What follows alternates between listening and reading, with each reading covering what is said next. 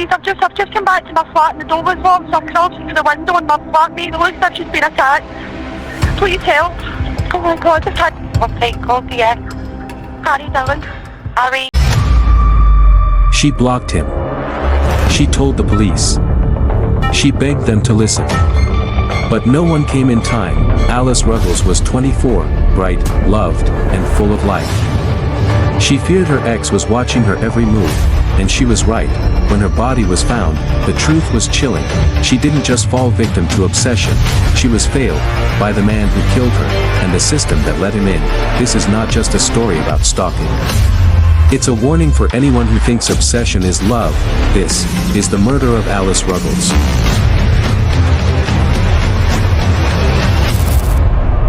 Welcome to Dark Chronicles, where shadows hide the truth. It began like many modern love stories, with a message. A follow on Facebook. A few chats. Some late-night flirting. But within 2 years, Alice Ruggles would be dead, and the man who once promised her the world would be standing over her body, covered in her blood. This isn't a story about love. It's a story about obsession, control, and what happens when warnings are ignored until it's far too late. Alice Ruggles was 24. Bright, funny, full of life. She worked in Newcastle for Sky as a customer service rep, lived in a quiet flat in Gateshead, and had a circle of friends who adored her. Her Instagram was full of laughter and travel and sunshine. She wasn't someone you'd expect to vanish into the statistics of domestic homicide. But then again, most victims aren't. In 2015, Alice began dating a man named Trymon Dillon, a 26-year-old serving soldier in the British Army. To the outside world, he was charming, well-spoken, confident, even impressive. He'd served with the Royal Highland Fusiliers, posted in Afghanistan. But behind that polished image was a man obsessed with power. Especially power over the women in his life. From the very beginning, there were red flags. Alice's friends noticed how fast things moved. How quickly Trymon seemed to take over. He was possessive. He monitored her social media. He constantly questioned where she was, who she was with, what she was wearing. He even told her what to eat. It wasn't just overprotectiveness, it was control. And it only got worse. By mid-2016, Alice was miserable. She confided in friends that she felt trapped, manipulated. That Trymon would get furious if she didn't respond to his texts within minutes. That he once hacked into her Facebook. That he threatened to release private photos if she left. And then, finally, in October 2016, she ended it. She blocked him. She tried to move on. And for a brief moment, it looked like she could, but Trymon didn't let go. Over the next 2 weeks, he sent her more than 150 messages, on Facebook, on WhatsApp, via email. Some were apologetic. Others were cruel. Some begged her to take him back. Others accused her of cheating. The tone shifted constantly, like a man unraveling in real time. And then, he crossed a line. He began sending flowers and notes to her home. He made fake accounts to watch her online. And worst of all, he drove 120 miles from his army base in Edinburgh to Gateshead, and left chocolate and a letter on her windowsill. She hadn't given him her new address. He found it anyway. Terrified, Alice finally called the police. She told them about the stalking, about the unrelenting pressure. She even said she feared what he might do if he showed up again. But the police response? They gave Trymon a formal warning. A polite request: stop contacting Alice. Nothing more. 3 days later, on October 12, 2016, Alice was found dead in her bathroom. Her throat had been slashed 6 times. The police found no sign of forced entry, meaning she likely let her killer in. Perhaps she thought he was there to apologize. Perhaps she didn't expect him to escalate. Perhaps she had no idea what he was truly capable of. Her roommate, Maxine, discovered her. Blood everywhere. A scene no one should have to witness. And from the moment the 999 call came in, there was only one name on everyone's mind: Trymon Dillon. But catching him wouldn't be immediate. Dylan had returned to his barracks in Scotland, acting as if nothing had happened. When police arrived to arrest him, they found scratches on his face and hands. His story? He'd cut himself shaving. He claimed he hadn't seen Alice in weeks. But his phone data told a different story. So did his car's GPS. And when police checked the CCTV from near Alice's flat, there he was, walking away from her building the night of the murder. He was charged with murder. And suddenly, the case shifted, from a tragic loss to a national outrage. Because Alice had done everything right. She reported him. She blocked him. She sought help. And still, she died. What unfolded in court shocked even the most hardened observers. Trimon denied everything. He claimed Alice had attacked him. That she was emotionally unstable. That he went to her flat to talk things through, and that she attacked him with a carving knife. That he only acted in self-defense. The jury didn't buy it. They listened to the timeline. They saw the messages. They saw how Dylan lied to police, to friends, to his own commanding officers. They saw the scratches on Alice's face. The wounds to her neck. The sheer brutality of it all. In April 2017, Trimon Dylan was found guilty of murder and sentenced to life in prison with a minimum of 22 years. But for Alice's family, the pain was only just beginning. Alice's family, shattered by grief, was left with one question echoing over and over again: why wasn't more done? She had gone to the police. She had clearly stated she was afraid. And yet, the system, designed to protect, had failed her. In the aftermath of her murder, scrutiny turned not just to the killer, but to the very agencies meant to intervene. The investigation into Northumbria police revealed that just 10 days before her murder, Alice had called them to report Dylan's stalking behavior. The officer who responded didn't classify it as an urgent threat. There was no safeguarding referral. No surveillance. No protective order. Dylan was simply issued what's known as a PIN, a police information notice, a formal warning that has no legal weight. To most, that piece of paper was meaningless. To Dylan, it was a joke. And to Alice, it meant nothing had changed. Her fears were ignored. Her instincts dismissed. And within 72 hours of that warning, she was dead. The public reaction was swift and furious. News outlets across the UK covered the story with raw intensity. Why wasn't Alice protected? Became a national headline. Campaigners demanded reform. Domestic violence experts pointed out that stalkers often escalate, and that warnings rarely deter someone who sees control as a right, not a privilege. But to truly understand the tragedy, you had to look deeper, into the pattern. Trimon Dylan didn't just lose control. He never let go of it to begin with. Throughout the trial, his past behavior came to light. He'd dated other women before Alice.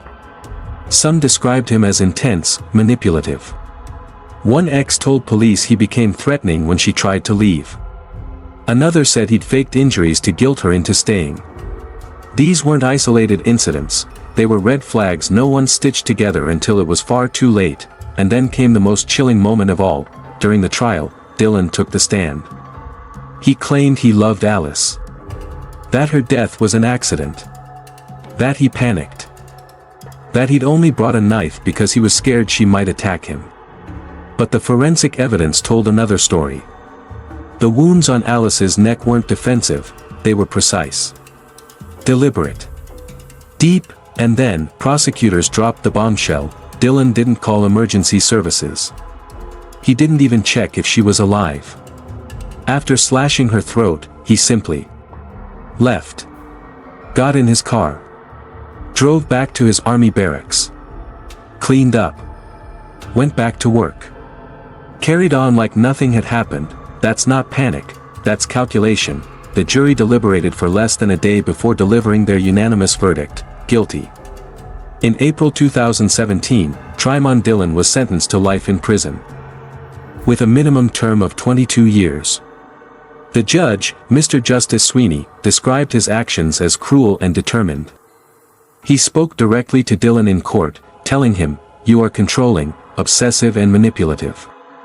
You were determined to punish her. But Alice's family wasn't interested in punishment alone. They wanted change. And that's exactly what they set out to create. In the months following the trial, Alice's parents, Clive and Sue, launched the Alice Ruggles Trust, a foundation focused on raising awareness about stalking, coercive control, and the early signs of relationship abuse.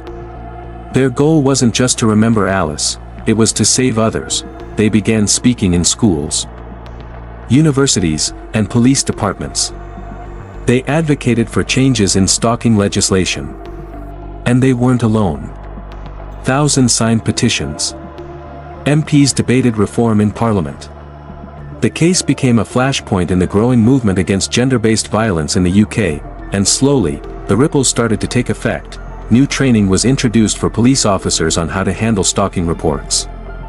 The government committed more funding to support victims. And, crucially, a push began to reform the use of PIN notices, replacing them with more robust protective measures, because, as Alice's family often said, a warning is worthless if it comes with no consequence. Back in Gateshead, her friends continued to honor her memory in quieter ways.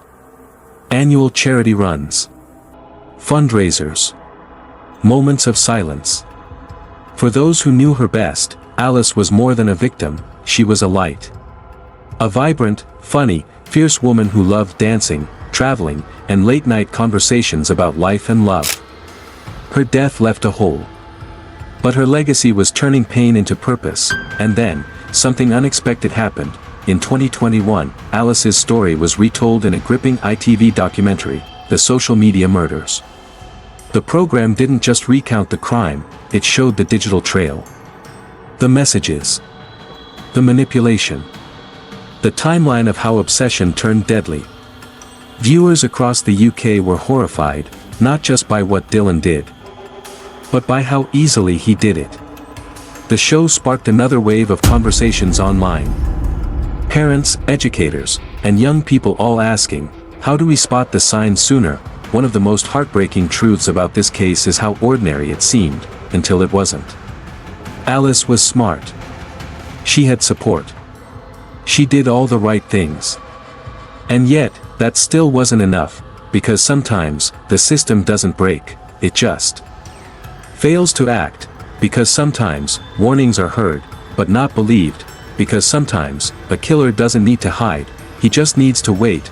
As the courtroom lights dimmed and cameras pulled away, what lingered wasn't just the brutality of what Dylan did. It was the terrifying ease with which he did it, and the missed chances to stop him. For the police, this case became a reckoning. An internal review at Northumbria Police acknowledged procedural shortcomings. The officer who handled Alice's original stalking report had not escalated it to the safeguarding team. He hadn't visited Alice's flat. He hadn't even flagged the call as urgent. In response, new training modules were developed, focusing specifically on stalking and coercive control. Officers began receiving briefings not just on legal definitions, but on patterns, emotional red flags that often come before physical danger. And it wasn't just about frontline responders. The Crown Prosecution Service re-examined how stalking charges were brought forward. Instead of waiting for violence, prosecutors were urged to act at the first sign of obsession. Alice's case changed policy. But it came at an unimaginable cost. Meanwhile, the media kept her name in headlines. The BBC aired a radio special. The Daily Telegraph ran a feature titled The Murder that exposed the flaws in British policing. Social media lit up with tributes, stories, and haunting questions. One post from a young woman read, "I used to think if I blocked him, it would stop. Now I'm not so sure." Another simply said, Alice deserved more. Her family received hundreds of letters. Survivors of stalking. Families who had lost daughters, sisters, mothers. Many had similar stories, police minimizing threats. Systems taking too long, abusers hiding behind charm. Some of the most chilling messages came from other ex-partners of Dylan. One woman described how he isolated her, tracked her phone, and accused her of cheating almost daily. Another said he once told her, "If I can't have you, no one will." At the time, they thought it was just drama. Now, they realized it had been a warning. What made Alice's case so tragic was that she wasn't silent. She spoke up. She reached out. She acted. And yet, despite the phone calls, the messages, the physical visits, nothing concrete happened. Because legally, stalking is a gray area. Hard to prove. Easy to dismiss. Until it isn't, the court transcripts from Dylan's trial remain some of the most chilling in recent UK legal history. He claimed Alice attacked him. He claimed he only went to make peace. But the evidence painted a different picture. He brought a bag containing gloves. He wiped down surfaces. He deleted texts. He tried to craft an alibi. This wasn't a man panicking in self-defense. This was a man executing a plan, and that bag he carried. Inside were not only the clothes he wore during the attack, but a bottle of bleach. A towel. A second phone. It was premeditation dressed as panic. And the jury saw right through it, but what truly shattered the room came during victim impact statements. Alice's father, Clive, spoke slowly, deliberately. He talked about her childhood, her laughter, her dreams. How she wanted to travel, start her own business, maybe even act. He said he still heard her voice sometimes, especially when walking past her old room. And then, with a voice breaking, he said, "She was afraid. She told you she was afraid." And no one listened. The silence in that courtroom was heavier than any gavel. Across the UK, advocacy groups began rallying. One campaign, #ListenToHer, went viral. Thousands of women shared stories of being stalked, dismissed, ignored. Some described waking up to abusive exes outside their windows. Others talked about being followed, messaged hundreds of times, only to be told by authorities, "He hasn't broken any laws yet." Alice's death gave them a voice. And for once, that voice was being heard. In late 2017, the Home Office announced a review into the use of pins. By 2019, proposals were introduced to create stalking protection orders, legally binding restrictions that could be applied even before a criminal charge was brought. GPS tracking, no contact rules, therapy referrals. For many, it wasn't just reform, it was prevention, but for Alice's family, no law could rewrite the ending. Today, but none of our family, nor any of Alice's closest friends, will ever be the same again. We will live the rest of our lives knowing that Alice should have been here with us, wondering what she would have become, imagining all the people she would have continued to affect with her infectious sense of humour and her sheer love of life. Alice was a kind, incredibly sociable, fun-loving person. She had the ability to light up the room whenever she walked in. We miss her so much. We believe there are important lessons to be learned from what happened to Alice. We didn't think that she was the sort of girl something like this could happen to. With hindsight, there are many signs of stalking and coercive behaviour that we did not recognise.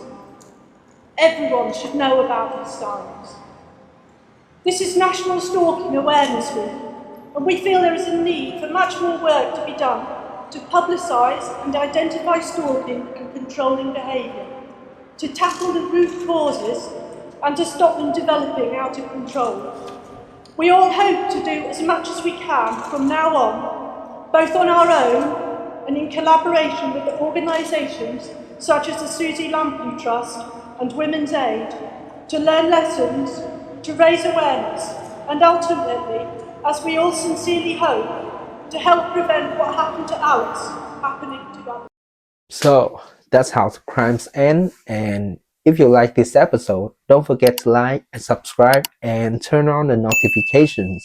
If you want me to do some special crimes in all over the world, comment down below, or you can send us direct through email, and I will see you in all my videos. See ya!